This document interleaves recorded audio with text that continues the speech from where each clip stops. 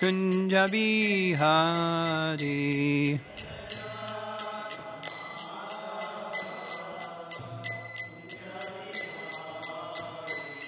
Gopi Jana Vallabha Girivaradhari.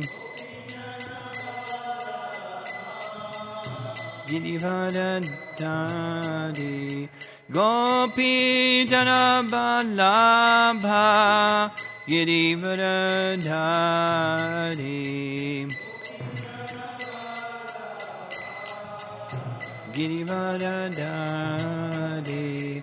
Jasodanandana Braja Janarandana.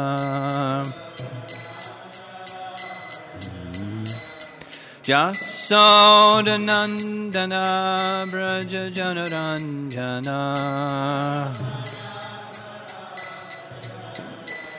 Jamuna Tira Vanachari. Jamuna Tira Vanachari.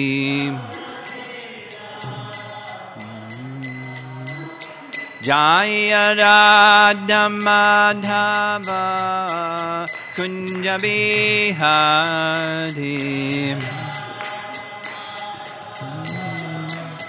Kunja Bihari. Jaya Radha Madhava Kunja Bihari.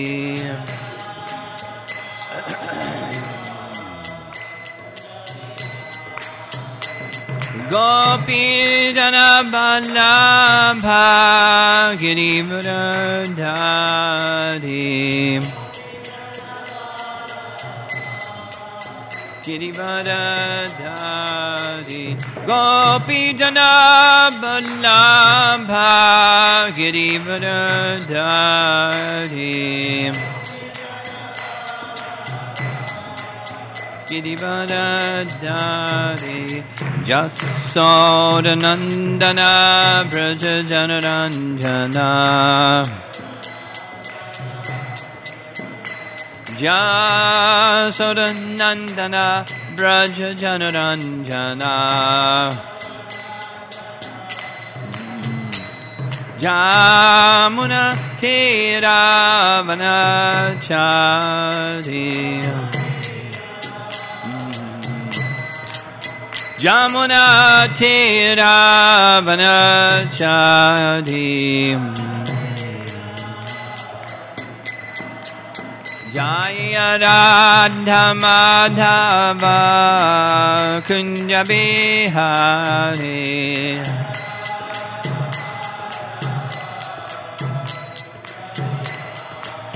Jaya Radha Madhava Kunja Bihari.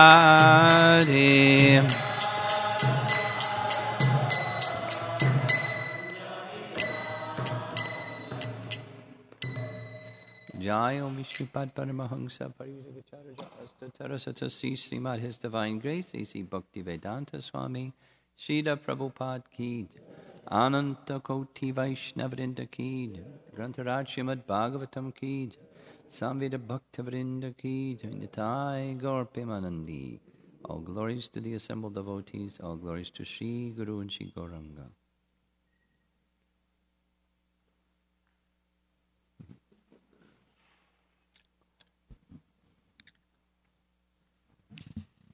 Before we chant the verse on the board, I was thinking to read something very briefly about Madhavendra Puri.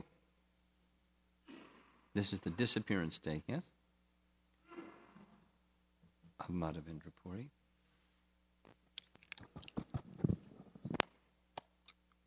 The spiritual master of Ishwara Puri, who was the spiritual master of Chaitanya Mahaprabhu. The many nice things written about Madhavendra Puri, in addition to a whole long, very intimate pastime with his deity, Gopal, and then in turn Gopinath and Ramuna. So that's a long narration, but specifically Madhavendra Puri is described by Krishnadas Kaviraj Goswami as giving the seed of spontaneous love for Krishna in Vrindavan. Spontaneous love is distinct from love of God, Krishna prema, or the stage of prema that's found also in Vaikuntha, in the quality of love that's found in Vaikuntha. The residents of Vaikuntha, with awe and veneration, they view the Supreme Lord. They see him as the Supreme Lord, the possessor of all opulences, and therefore, or with that mood of love, they worship him, they serve him, and they carry out their eternal life in loving exchange with him. So this term, spontaneous love, is specifically applicable for Krishna in Vrindavan.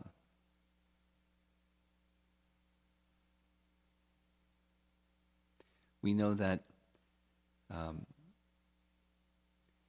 Krishna's appearance in Vrindavan, won't go too much into this, but Krishna's appearance in Vrindavan is very special, because in each day of Lord Brahma, which constitutes 1,000 yuga cycles, which is a long time, in one of those 1,000 yuga cycles, Krishna appears and performs his pastimes in Vrindavan, so which means the other 999 forms of Krishna that appear in Dwapara Yuga, he doesn't show his Vrindavan pastimes. And in those Vrindavan pastimes only is this spontaneous love found, which means before Madhavendra Puri, the application is, before Madhavendra Puri, in our line of disciplic succession, the worship of Krishna, just like Madhvacharya worshipped Krishna, and it's his principal deity was Krishna, would it be Krishna? That worship of Krishna was not performed in the mood of spontaneous love. It was performed in a different mood. And Madhavendra Puri introduced the seed, or the spontaneous love of the residents of Vrindavan as they have for Krishna in Vrindavan, where they don't see him as God. They see him in his sweet, loving pastimes, and especially crowning those sweet, loving pastimes is the mood of the gopis for Krishna. So certainly Lord Chaitanya exhibited the same and taught the same, but prior to Madhavendra Puri, that was not the prominent message of our line of disciplic succession. Madhavendra Puri brought that seed. He experienced it. He passed it on to Ishwara Puri, and at least Leela-wise, Ishwara Puri passed that on to Chaitanya Mahaprabhu, although Chaitanya Mahaprabhu doesn't need anybody to pass anything on to him, because he's the Supreme Personality of Godhead. So, described in Chaitanya Charitamrita is the method.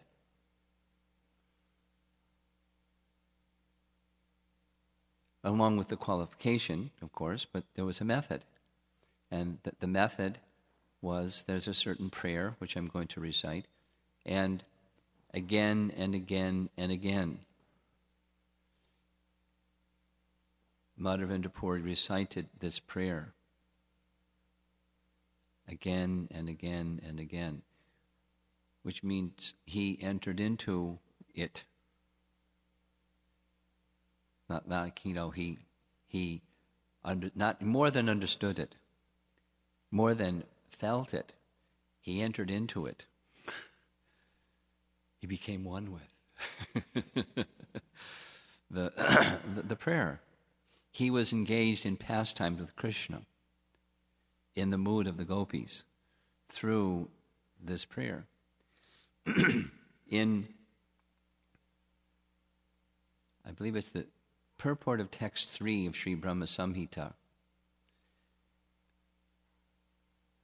Bhaktisiddhanta Saraswati Thakur describes two methods by which today one can experience pastimes with Krishna. Experience, not like understand them. Experience, enter into pastimes with Krishna that are taking place in Goloka Vrindavan.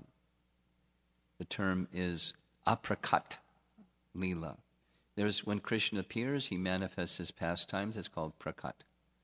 And then after the scheduled appearance of Krishna is over, aprakat. Those same pastimes are going on eternally in the spiritual world. He discloses them in this world, and otherwise they're aprakat. So he says there are two ways to access those aprakat pastimes in this world today. Not when it's scheduled incarnation time, but anytime. And there are two methods are mantra upasana, which is basically what Madhavendra Puri did. And mantra upasana is a process of meditation upon the mantra. It's, as Prabhupada used the phrase when chanting Brahma Samhita prayers, enter into the spirit of this hymn as a regular daily function. That was Prabhupada's phrase. That's mantra upasana. Bhaktisiddhanta Saraswati Thakur describes that in that purport, that it's like a lake.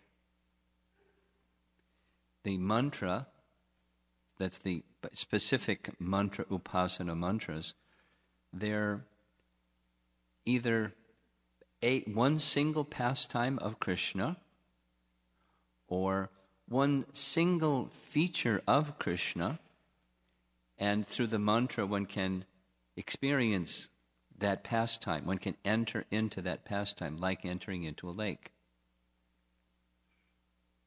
And then once into that lake, then one can go to the other stage, which is called sva rasaki. Sva means one's own, and rasaki, one's own rasa. That's compared to a river. So you can enter into a lake, not always, but commonly.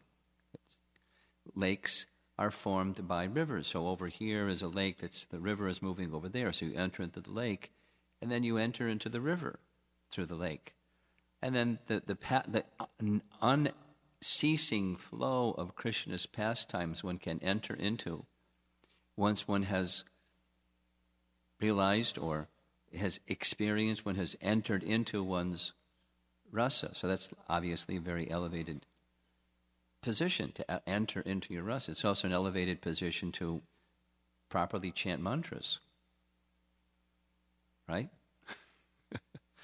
But chanting of mantras through this mantra upasana process, which Madhavendra Puri did, he experienced his rasa with Krishna. And he experienced Krishna through that rasa, through the exchange of love with Krishna. And the mood of that rasa was Madhurya. Rasa.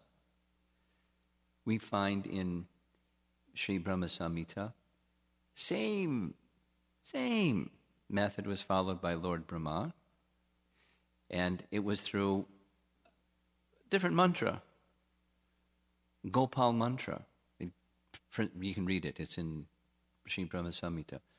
He received that Gopal mantra from Saraswati. And Saraswati, in this case, is not the goddess of learning, demigoddess. It's another Saraswati, the prototype Saraswati in a direct expansion in the spiritual realm of Lakshmi, the goddess of fortune. That Saraswati gave him this mantra and then told him what to do with it. It will fulfill all your desires, and you'll realize yourself. So, that's a method, mantra upasana. And we're also given that same method. We may not realize it, but we're given the same method. For example, in Jiva Goswami's commentary of Sri Brahma Samhita, he says that the very same verses that we recite every morning when we greet the deities, those are mantra upasana mantras. Venum kanvantam aravinda dalaya taksham, etc. It's a mantra describing Krishna, his form, his loving, attractive. He attracts the love of his devotees through his features. It's mantra upasana. You only say it once, and then, the next altar, but it's a mantra upasana method given by Lord Brahma. And this is a mantra upasana method. It doesn't say where Madhavendra Puri received this prayer, but it's that type of prayer. So that's the background. We're going to read the prayer in Sanskrit, translation a little bit from the purport. It's from Madhya Lila, chapter 4, text 197. Aidina Dayadra Nata he Mathura Nata Kadavalok Yase Hridayam Tvad Aloka Kataram Dayata Brahmyati Kim Karom Yaham. Translation: O my Lord, O most merciful Master, O Master of Mathura, when will I see you again? Because of my not seeing you, my agitated heart has become unsteady. O most beloved one, what shall I do now?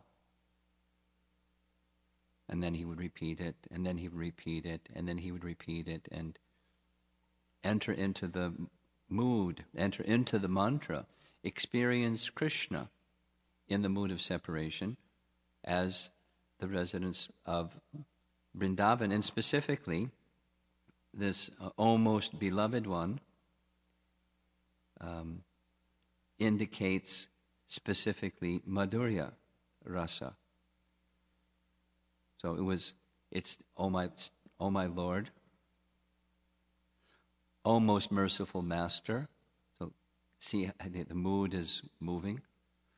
O my Lord, O most merciful Master, O Master of Mathura, when will I see you again? Because of my not seeing you, my agitated heart has become unsteady. O most beloved one, what shall I do now?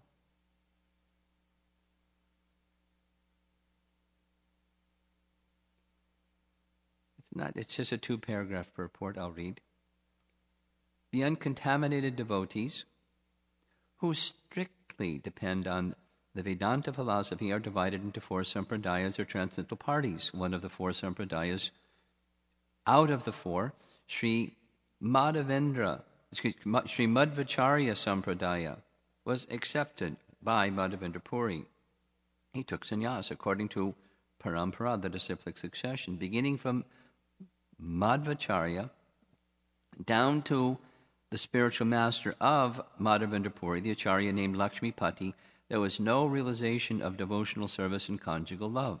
Sri Madhavendra Puri introduced the conception of conjugal love for the first time in the Madhvacharya Sampradaya. And this conclusion of the Madhvacharya Sampradaya was revealed by Sri Chaitanya Mahaprabhu when he toured southern India and met the Tattvavadis, who belong to the Madhvacharya Sampradaya. The Tattvavadis are the names of the strict followers of Madhvacharya who live in Udupi, and Lord Chaitanya exhibited ecstatic love. And they were going, "What's this?" And he explained, "Oh, you're in our line, where's this come from?" So it's discussed there. Paragraph. When Sri Krishna left Vrindavan and accepted the kingdom of Mathura, Srimati Radharani, out of ecstatic feelings of separation, expressed how Krishna can be loved in separation. Thus, devotional service in separation is central to this verse. Worship in separation is considered by the Gaudiya Madhva Sampradaya to be the topmost level of devotional service. According to this conception, the devotee thinks of himself as very poor, dina, and neglected by the Lord. Thus he addresses the Lord as Dina Dayadranath, as did Madhavendra Puri. Such an ecstatic feeling is the highest form of devotional service. Because Krishna had gone to Mathura, Srimati Radharani was very much affected, and she expressed herself thus. So this is paraphrased. Quote, "My dear Lord, because of your separation, my mind has become overly agitated. Now tell me, what can I do? I am very poor, and you are very merciful. So kindly have compassion upon me and let me know when I shall see you." So it's this anticipation of seeing Krishna in the mood of Radharani, not like one of us, in the mood of Radharani. Sri Chaitanya Mahaprabhu was also expressing the ecstatic emotions of Srimati Radharani that she exhibited when she saw Uddhava at Vrindavan. Similar feelings experienced by Madhavendra Puri are expressed in this verse. Therefore, Vaishnavas in the Gaudiya Madhva Sampradaya say that the ecstatic feelings experienced by Sri Chaitanya Mahaprabhu during his appearance came from Sri Madhavendra Puri. Through Ishwar Puri, all the devotees in the line of the Gaudiya Madhva Sampradaya accept these principles of devotional service.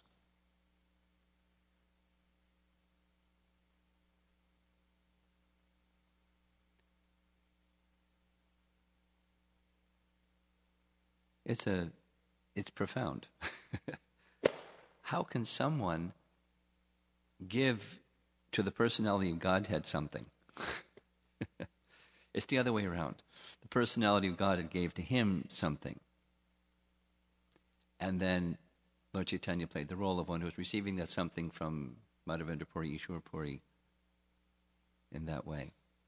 But Chaitanya Mahaprabhu chose, empowered, blessed, gave showers of descending mercy upon Madhavendra Puri to experience that was, you could say, revolutionary. Not contradictory, or against the Madhvacharya line of teaching, but a mature stage, a fully ripened stage. And there's a certain methodology that was applied a la Lord Brahma. He didn't make something new. He just developed, in a particular way, gifted by the personality of Godhead, a very wonderful, full of wonder system or process of encountering, experiencing relationship with Krishna. So we want that relationship with Krishna also. And to fulfill that, we have the method. And we have a great Acharya, Madhavendra Puri, to exemplify that for us. So we're honoring him on his disappearance day.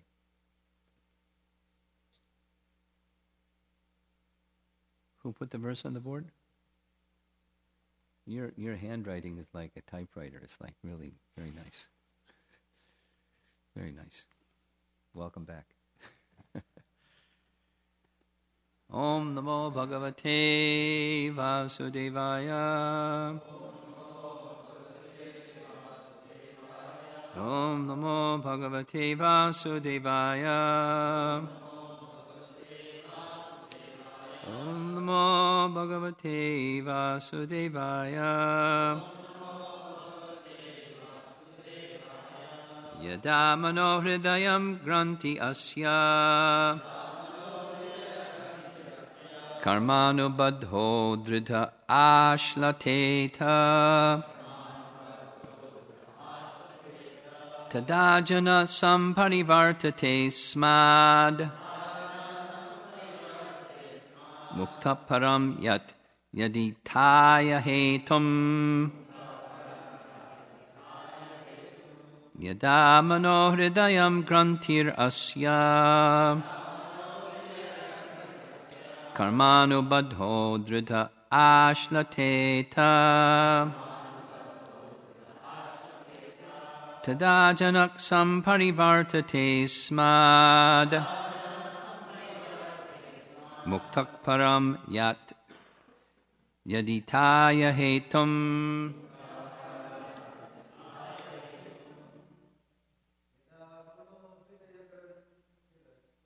Yada mano hridaya grantir asya. Karmanu badho dhrita ashlateta. Tadajanak samparivartate smad. Muktak param yat yatitaya hetum. Yada mano hridaya grantirasya. Karmanu badho dhrita ashlateta. Tadajanak samparivartate smad.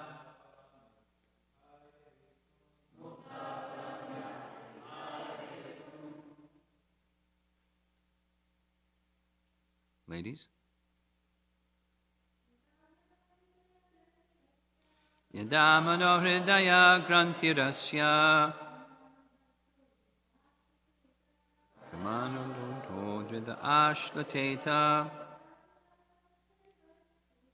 Tadajanak samparivartate smad. Mukta param yat yatitaya hetum.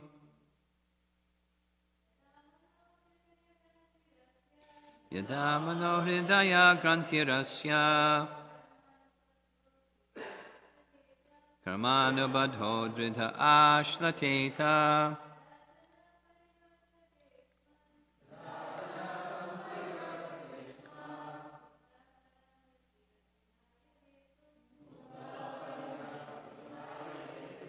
Yada, when, manaha, the mind, hridaya grantihi, the knot in the heart, asya, of this person, karma anubaddaha,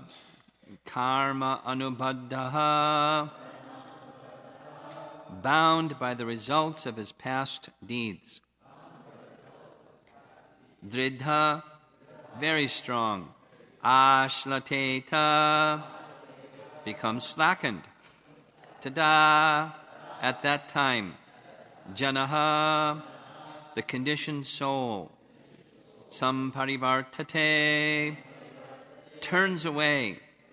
Asmat, from this attachment for sex life. Muktaha, liberated. Param, to the transcendental world. Yati, goes.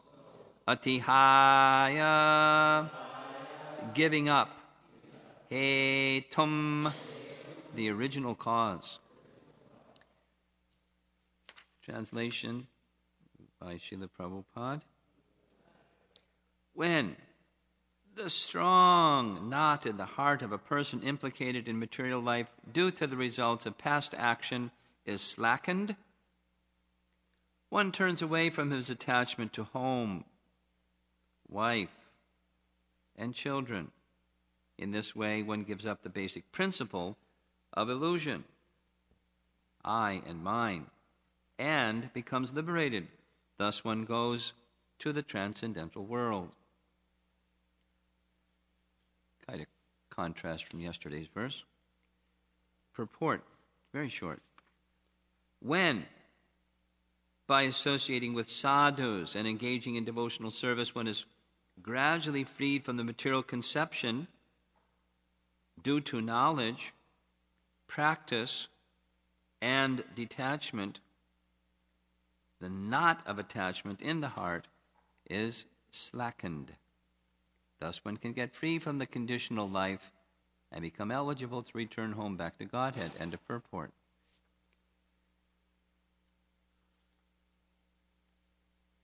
And the next verse is 4 verses describing further detail that very process. Nice collection of verses.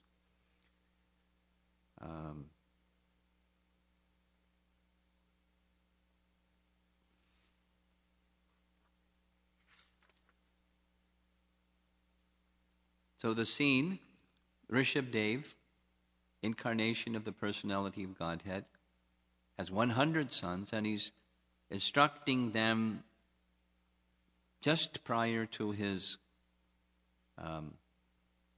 disconnecting from worldly lila, the life of a king, and preparing his sons to become qualified heirs to the throne in case of Bharat Maharaj, and others doing other services on the path of perfection. So there's been a number of verses that have been strong medicine.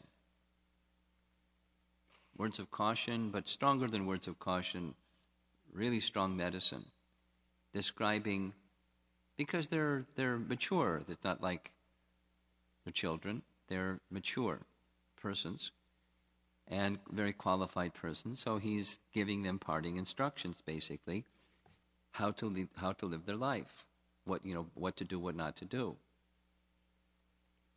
Because the principles of what to do, what not, it's something like, they're universal. It's something like what is described in the first canto, chapter 9, where Bhishma Deva is instructing Yudhisthira in how to carry out the duties of a king. And one of the things that he describes is, in the process of education, we've been speaking some about the necessity of training and education. So in that process of education, it's twofold. One is something that's universal, and the other is something that's unique in particular for an individual. And these instructions are the universal ones. Doesn't matter varna or ashram. Doesn't matter your psychophysical nature. These are principles that are to be understood and internalized, and then you conduct your life by them.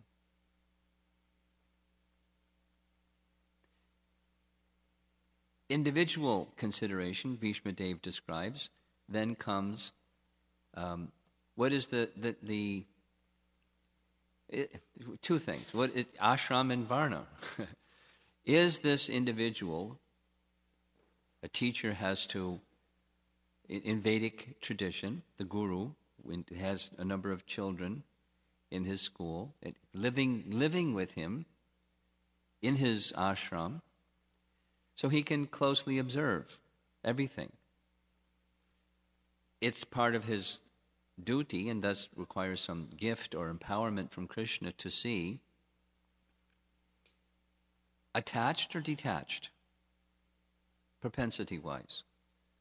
So the language is very fascinating.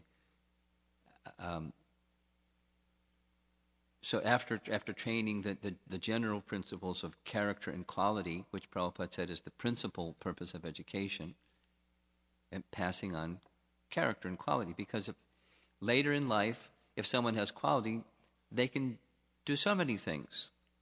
When they get this training to do this job or that training to do that job, a person who has character and quality, they can do so many things. But first is the character and quality, without which, look out. It's a very dangerous machine that you just created, an educated, quality-less society that can do really, Zippo things without understanding integrity, how to use those things. Very dangerous. Very dangerous. Very dangerous. And the newspaper and media is filled with the very dangerous things because they don't pass on quality and character. They just don't do it. And so it's wild. So, in Vedic culture, that's the first thing. And then comes, what's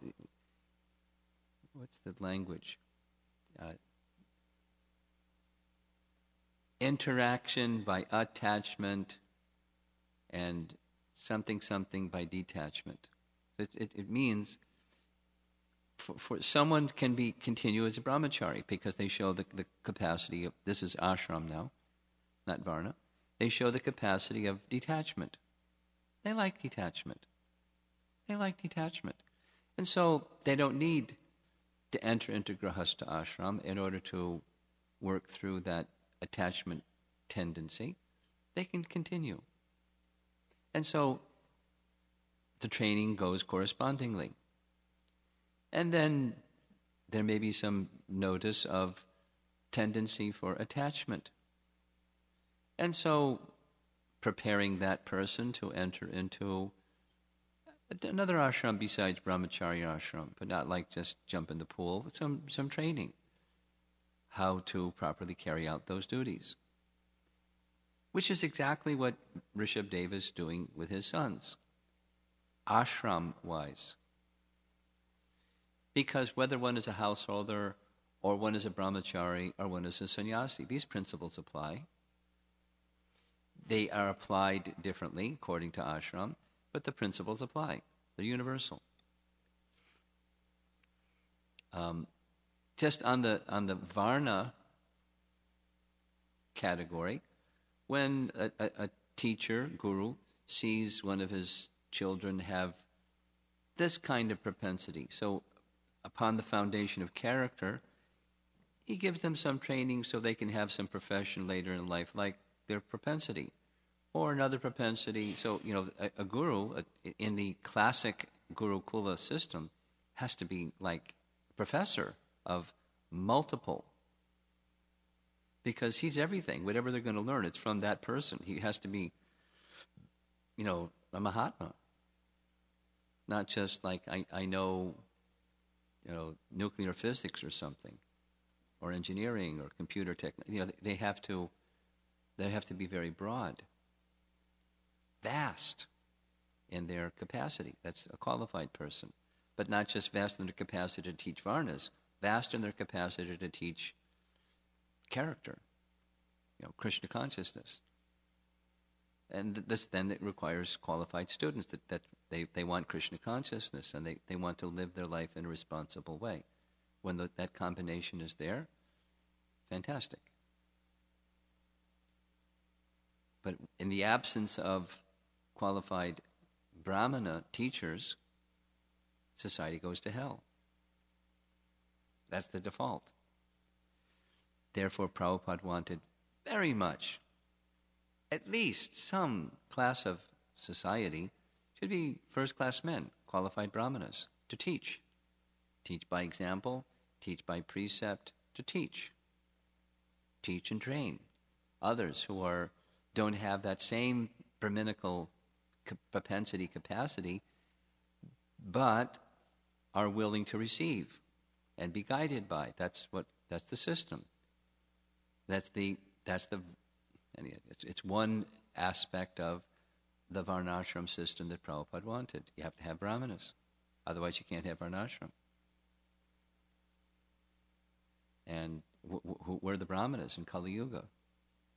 They disappeared. So then there had to be a system of creating Brahmanas out of the degraded. Us. It's a challenge. Anyway, that's the system. Now, going back to the 5th canto, chapter 5 here, he's been giving very strong medicine to his 100 sons about, it's in 3 verses in a row. Hridaya Granthis, Hridaya Granthis, Hridaya Granthis. So, Hrid means heart, and Granthi means knot. The knot in the heart. And he's very specific what that knot in the heart is. In a little bit broad way, it's called attachment. Attachment. And we discussed this over the last several days. Being attached to stuff, like your possessions. So one can be a brahmachari and attached to their brahmachari stuff. One can be a householder and be attached to their householder stuff.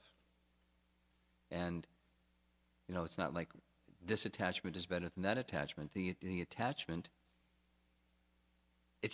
this is not speaking against being responsible. It's speaking against being attached. Don't be attached. That's Hridaya Granthis, to the mind. And that the mind attachment is connected to the I attachment. I, false ego. I am what I'm not. And then I'm attached to things that are based upon what I'm not. And in this way, I forget who I am. And I live a life of illusion attached to it. And somebody says, hey, you're attached. I go, leave me alone. Get out of here. I'm doing just fine. You're get out of my life. I'm happy being attached in an illusion, if that's what you think it is. Because, I think you're an illusion. Because you're attached to some fantasy thing. Anyway, so the dialogue goes on like that. But the lens of the Srimad Bhagavatam, and Rishabdev is teaching, cut the knot of attachment. And so, in this verse, hetum mukta param yati atihaya hetum. He's translated hetum as the original cause. So we discussed this yesterday. The original cause of creation is the act of procreation of the Supreme Lord. And from that original act of procreation comes what living entity do whether they're in an insect body, worm body, fish body, tree body, bird body, or human body. And that's the act of procreation. And then, etc. The stuff that comes with that one. Like material life, I and mine. So the bodily, as long as there's bodily identification, that one's going to have a, number one in the hit parade. It's going to be pushing, as long as one is identifying with the body. It's going to be pushing. And then all the other stuff, which we read in yesterday's verse.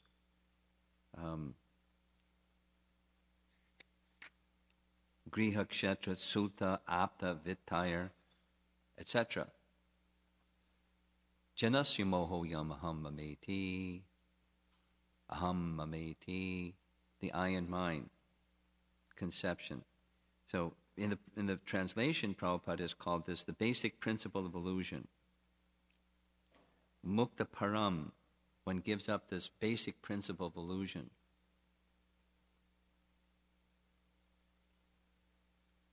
Which is the original cause, the basic principle of illusion, false ego, and with it, the rest, that the mind conception, and I'm the enjoyer, I'm the Purusha, and there's Prakriti, and here we go.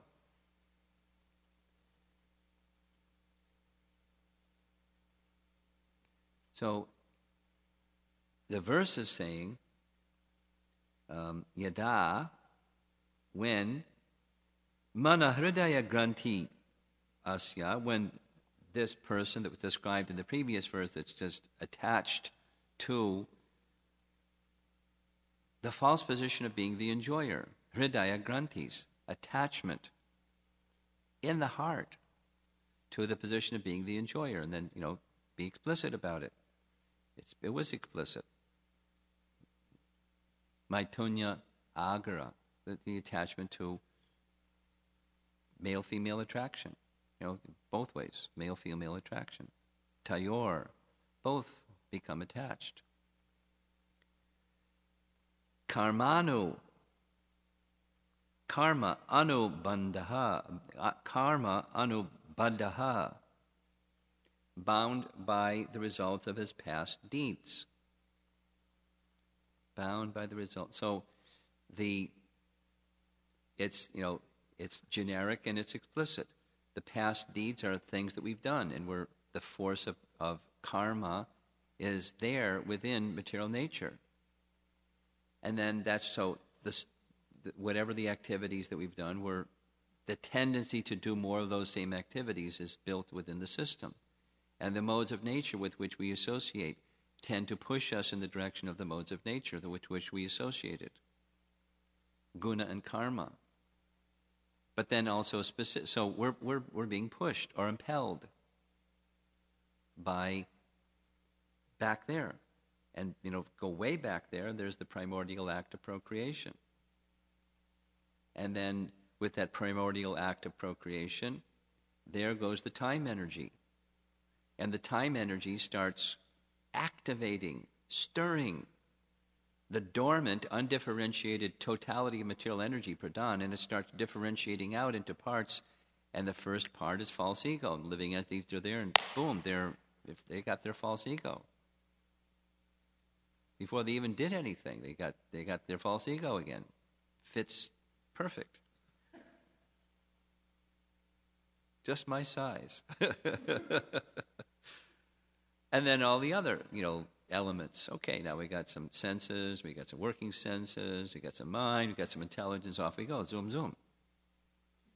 Into the field of the material energy, trying to be an enjoyer, based upon this principle of false ego and the primordial act of procreation, right, like right in my pocket. Just like, here we go.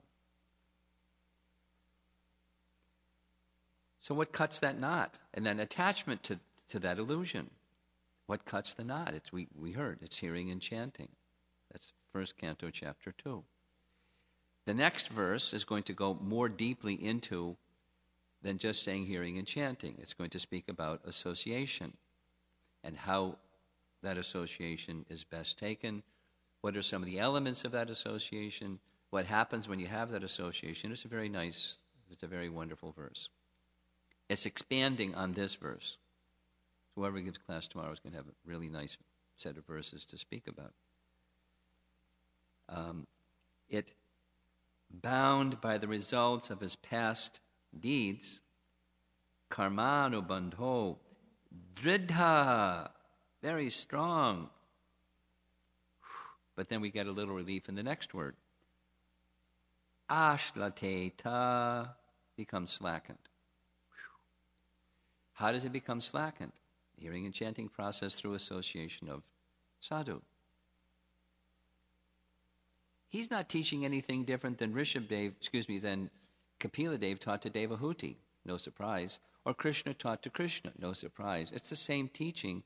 Language is different, but it's associate with saintly persons. And that's Rupa Goswami's language. Adau Shraddha Tata Sadhu Sangha. And then what do? Bhajana Kriya. You do with sadhus what sadhus do. You engage in devotional activity, hearing and chanting, in the association of sadhus. And then, you start to apply those things that you heard. And that's what the next verse is. It's going into very nice anatomy of that process of association with sadhu. I just want to read one little section. I won't take away thunder from tomorrow's class giver. There's a little short 2 sentences in Prabhupada's purport summarizing that process of association. As Sri Madhvacharya points out, the sum and substance of these 4 verses, tomorrow's verses, is that one should refrain from acting out of a desire for sense gratification and should instead always engage in the Lord's loving service. We think we've heard that before. It takes a while to get it down, but we've heard it. And that's what we're hearing again. He's not just got his chopper out and he's chopping his sons. He's very kindly helping them become detached from Hridaya Granthis, the tendency for attachment of being the enjoyer of matter when it's not our position, and instead taking the association of sadhus, engaging in the process of hearing and chanting, and then the relief comes. Ashlateta. This thing slackens. And, keep going, and it gets cut. Or just in the first canto, just cut. But before it's cut, it gets slackened. The knot slackens, and then it's easier to cut it. Tada janak samparivartate smad. Samparivartate means turns away. Jana is the conditioned soul, the one spoken of in the previous verse. Tada jana samparivartate smad. He turns away from asmat. Asmat's a pronoun. That is referring to the attachment for sex life,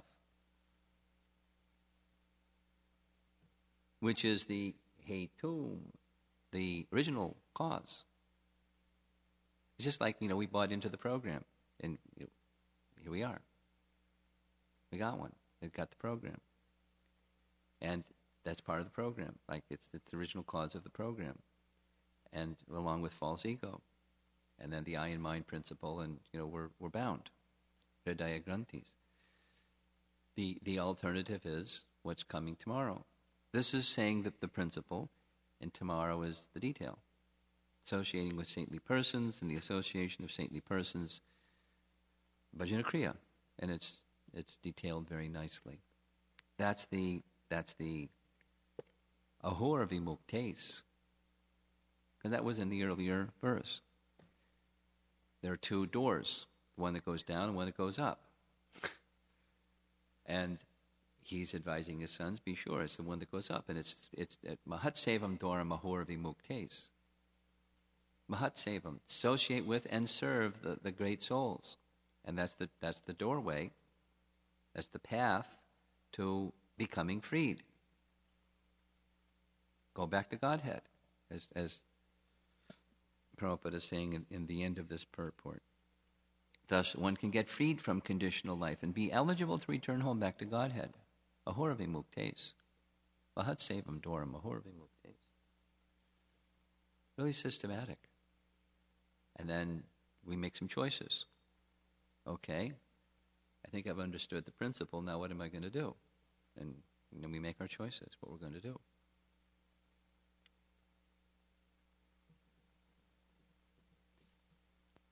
I'll stop there and see if there's any discussion, questions.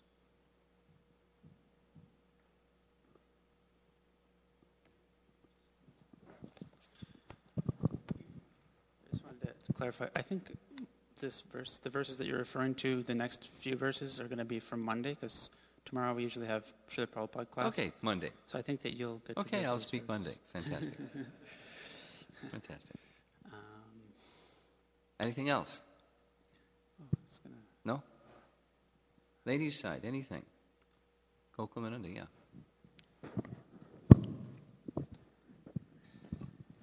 You mentioned, thank you for the class first. You mentioned about detachment and responsibility. If you can explain being detached and at the same time being responsible. Yeah. You want to hear some more about that? Yes. Yes? If you can- Are you detached?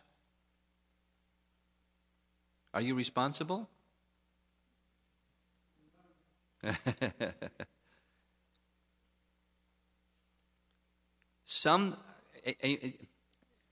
By that I'm say in a very short form referring to, in reference to what Rupa Goswami says of what real vairagya is.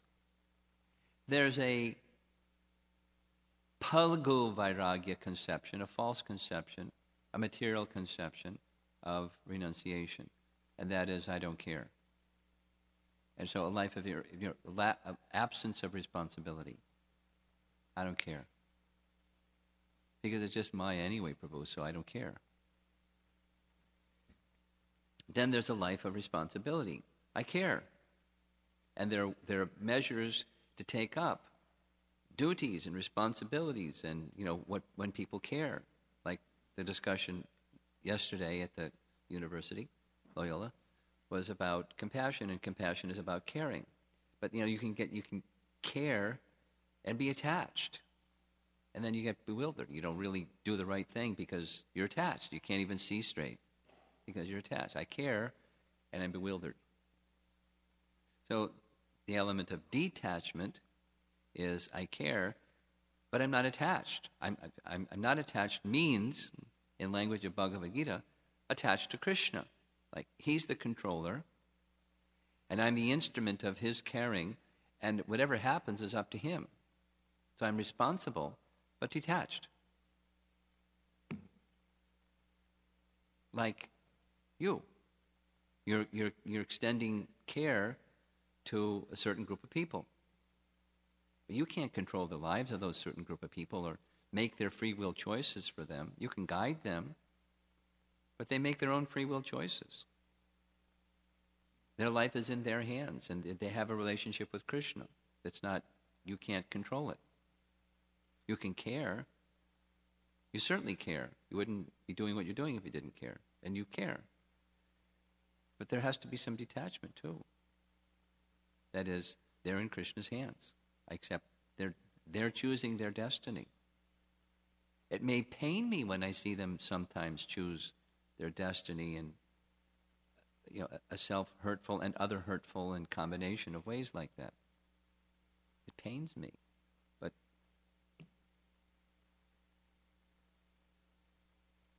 so then you pray and things like that.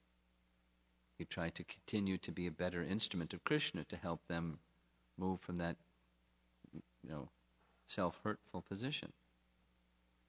So that's where the intention of a responsible devotee goes, to become more pure, a better instrument of Krishna.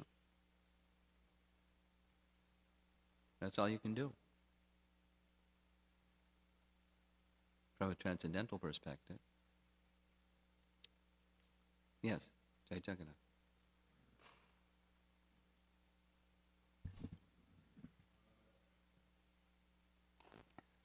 What is the defect in our association with devotees that we don't experience the slackening of the strong force of... We're holding on.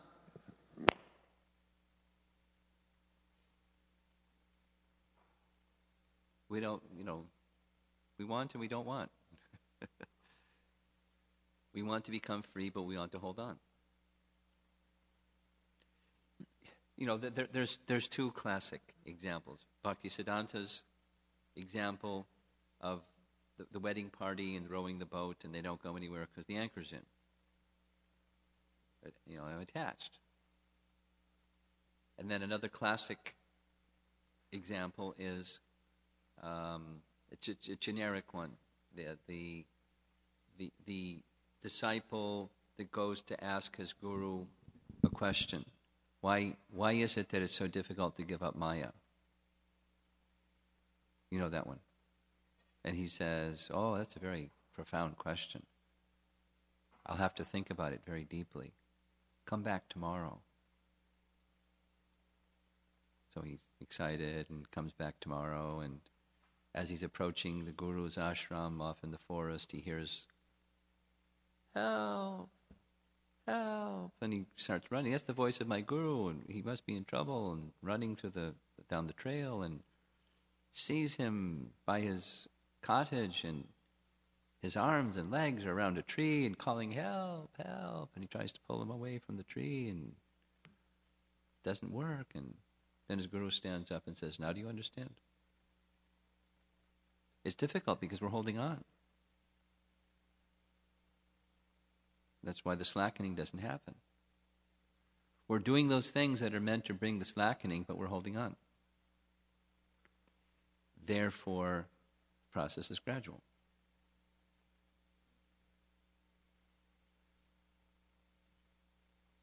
It's still working, but gradual. There's some other nice examples of the same thing. Yeah. Because Srila Prabhupada is saying that by our sadhu sangha, the slackening will take place. What is it that we can do in our association of devotees to give us more courage to let go?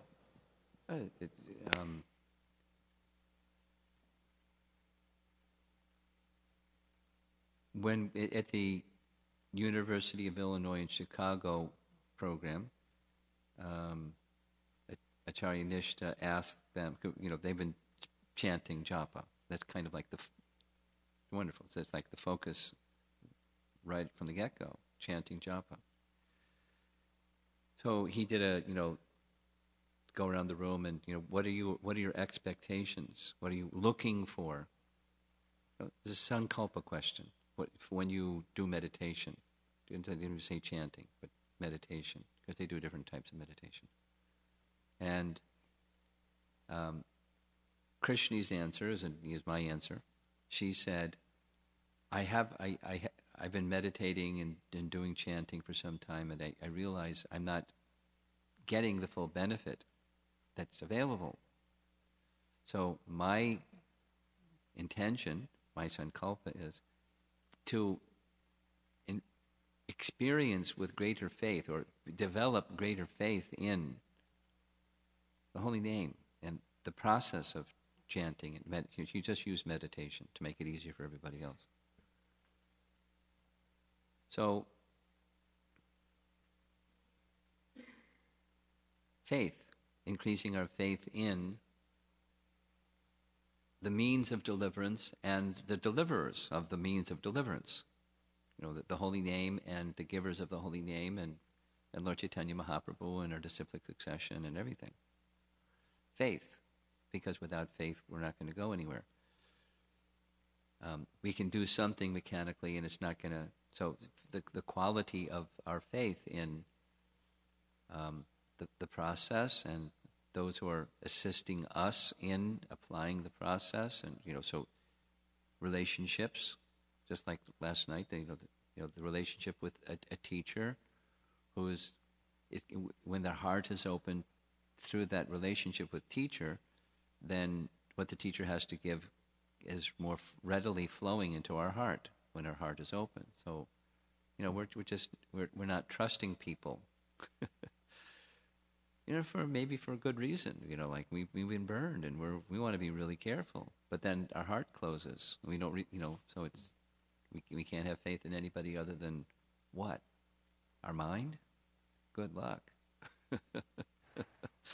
We've been cheated so badly by our stupid mind, and then we're left with our stupid mind because we've been burned or whatever. Misguided and lazy and unlucky and unfortunate and Kali Yuga victims. So we just sedentary. So it takes, it's a project to open the heart and through to have relationships with persons where we're not misusing the position of their opening their hearts. So that it comes back to ourselves becoming qualified, so that we can be instruments to not cheat people who open their heart, and then help them take another step and another step like that. We have to become qualified and extend in a quality way that qualification. and slowly, slowly. Something else? Yes.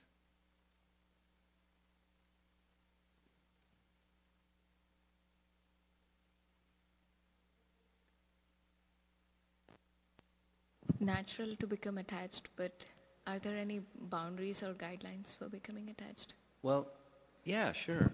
You missed some of the earlier classes, but there's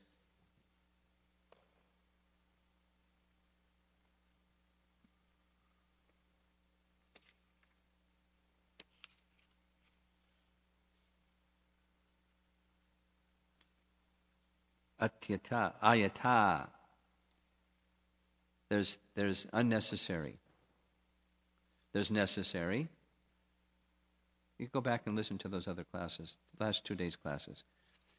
There's necessary, there's unnecessary, and there's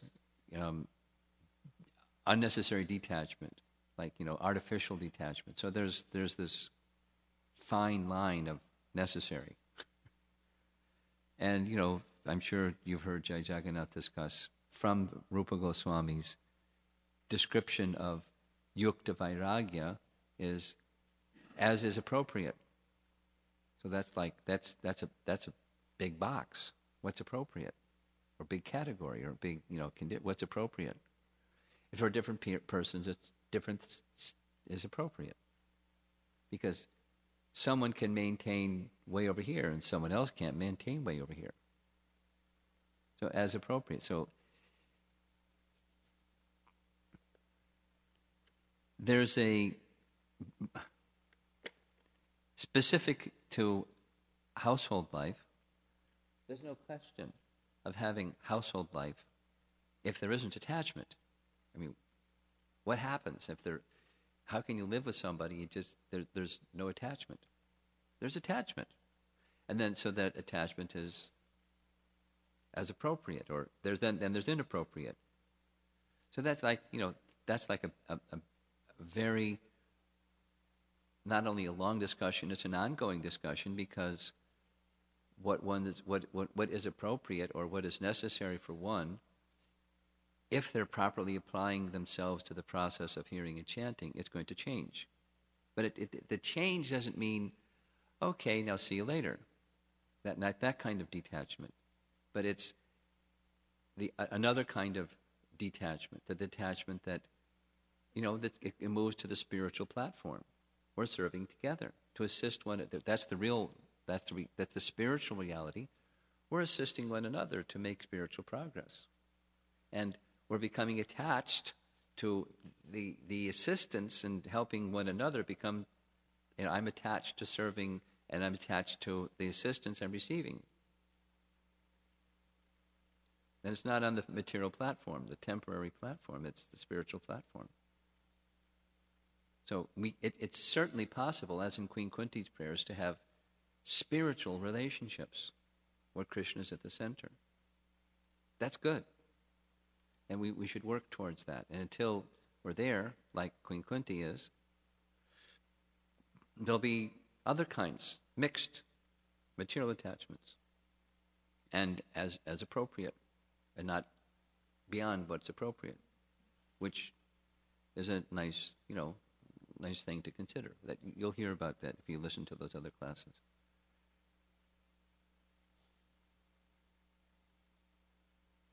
Anything else? Last question. All right.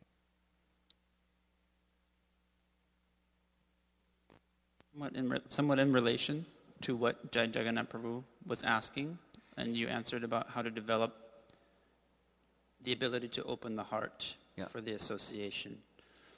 It's just one aspect of that I was considering, and if you would give some feedback. Because we're in the realm of Krishna consciousness, whatever we experience here, sometimes we forget, wow, I was also suffering and destined to suffer a lot without Krishna consciousness. So now I'm running into some difficulties here, and somehow I'm connecting that to because I'm in this association or because of Krishna consciousness or something like that. So the perspective on reality gets lost. Yeah, good point. And if we can, I was thinking even if there's verses that go directly to this point, or if maybe you just want to just express some more. Well, one thing that comes to mind immediately is Bhaktisiddhanta's classic statement that a Vaishnava is never one who finds fault in others, knowing that by so doing, they're disclosing the fact that their own heart is honeycombed with that very same fault. So rather, a Vaishnava looks within. In other words, the principle is, it's not because I'm here in the association of devotees now I have all these problems. It's because of the contaminations of heart I have all these problems. I just had a discussion yesterday with somebody about this. Not from here, but it was on the phone. Because they're struggling with their own stuff, thinking the problem is out there. And they're on a bandwagon about the problem is out there. Although they don't even know they're on the bandwagon. But they do think the problem is out there. And it's arduous to help them go through the exercise of understanding the problem is over here, not over there. Change the scene. Take somebody or a set of circumstances away, and it's going to be another set of circumstances and another somebody's, because the problem is over here. And the material energy is going to create a situation where it's another circumstance, another set of somebody's, due to the problem over here. The problem is the problem over here. And until one comes to that acknowledgement, you go nowhere. But, the next scenario and the next scenario and the next scenario, the problem is always over there. And, it goes in waves. The wave is up and then the wave is down. It's more intense, it subsides. Another set of people, another set of circumstances, it gets really intense, and then it subsides, after some time. And then it just keeps going because the contamination is over here until we become free from the contamination. So that's how Vaishnava thinks. It doesn't mean, Pollyanna utopia, the world is perfect and I'm just a bum. That's not... part of the reality is it's not a nice place. But the problem isn't because the world isn't a nice place. The problem is I'm not fixed in Krishna consciousness. I've got a heart that's got a lot of purification that still is required. Then I can be part of the solution rather than part of the problem. Let me work on becoming pure so I can be part of the solution. Go back to Godhead, or enter into the Vaikuntha consciousness or Krishna consciousness. Being Krishna's instrument for uplifting rather than, part of the thing that makes other people disturbed because of my contaminations. And, one blaming the other. That's the material program. I don't want to participate in the material program. That's a Vaishnava. Okay, I'm going to end. Thank you very much, Srila Prabhupada.